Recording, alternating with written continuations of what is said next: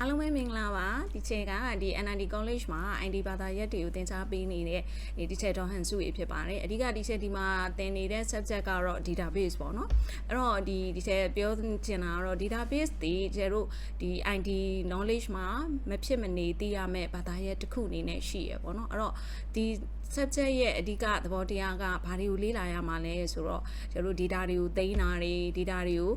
ပြင်တာမျိုးတွေ data တွေကိုဖြတ်တာမျိုးတွေကိုစနစ်တကျလောက်တက်အောင်လို့ကျတို့သင်တဲ့ subject တစ်ခုပါအဲ့တော့ဘယ်လိုနေရာမျိုးတွေမှာဒီ database ကိုသုံးလို့ရလဲဆိုတော့ခါကြတော့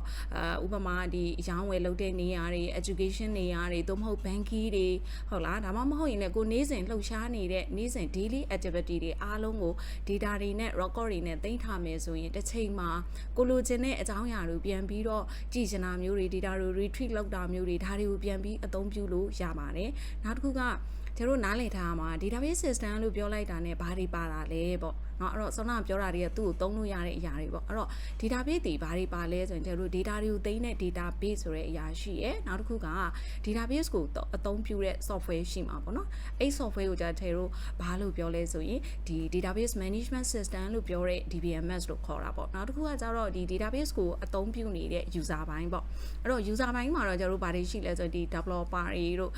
data analyst တွေပေါ့เนาะဒီနောက်ပိုင်းမှာတော့တော်တော်များများ database တွေ area တော်တော်များများမှာအသုံးကြလာကြပါတယ်ပေါ့เนาะအဓိကလောက်ကြတာတော့ဒီ data decision တွေလုပ်တဲ့အခါမှာ data analyst တွေကနေပြီးတော့မှ data ပမာဏအများကြီးကိုဒီ research လုပ်ပြီးတော့မှဒါဆိုရင်တချို့တို့သွားမဲ့ education သို့မဟုတ်ဒီ business area တခုအတွက် database မှာ data တွေကိုသိမ်းတော့မယ်ဆိုရင်တော့ဒီ structure ကြပုံစံကြသိမ်းမှုတော့လိုတာပေါ့အဲ့တော့အဲ့လိုမျိုးဘယ်လိုတွေသိမ်းရမလဲ data တွေကိုဘယ်လို collect လုပ်ပြီးဘယ်လိုသိမ်းကြမလဲနောက်တစ်ခုက data တွေကို retrieve လုပ်တဲ့အခါမှာဒီ search လုပ်တဲ့အခါမှာဘယ်လို pattern တွေနဲ့ဘယ်လိုပုံစံ search လုပ်ကြမလဲဆိုတဲ့ database ကိုသုံးလို့ရတဲ့ဒီ language တွေကိုဒီ database knowledge ထဲမှာသင်သွားတာပေါ့နော်ဆိုတော့ဒီ subject ဒီ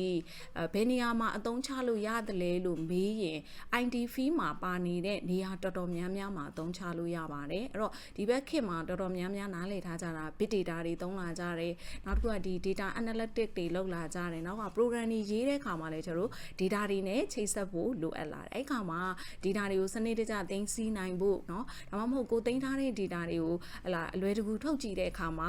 ပုံစံတကျနဲ့ထုတ်ကြည့်နိုင်ဖို့နောက်တစ်ခုကဒီ database မှာမလိုလားအပ်တဲ့အနှောက်အယှက်တွေမဖြစ်အောင် data security တွေ maintain လုပ်တတ်အောင်နောက်တစ်ခုက data တွေရဲ့ consistency ကို maintain လုပ်တတ်အောင်ဒါတွေကိုဒီ subject ကသင်ကြားပေးသွားမှာဖြစ်ပါတယ်အဲ့တော့ဒီချက်ပို့ချသွားတာကတော့ပေါ့နော်ဒါ knowledge နဲ့ပတ်သက်ပြီးတော့ intro ဘိုင်းလေးပဲရှိပါသေးတယ်အဲ့တော့ဒီထက်ပိုပြီးတော့သိချင်တာရှိရင်ဒီထက်ပိုပြီးတော့ကိုပါကိုလေ့လာချင်တာရှိရင် website တွေမှာလည်းရှိပါတယ်ဒါမှမဟုတ်အပြင်မှာသင်တန်းတွေလည်းအများကြီးလေ့လာလို့ရပါတယ်အဲ့တော့ဒီချက်ပြောလိုက်တဲ့ knowledge တွေကနည်းနည်းလေးတော့အထောက်အကူဖြစ်သွားမယ်လို့ယုံကြည်ပါတယ်အဲ့တော့အားလုံးကိုကျေးဇူးပါ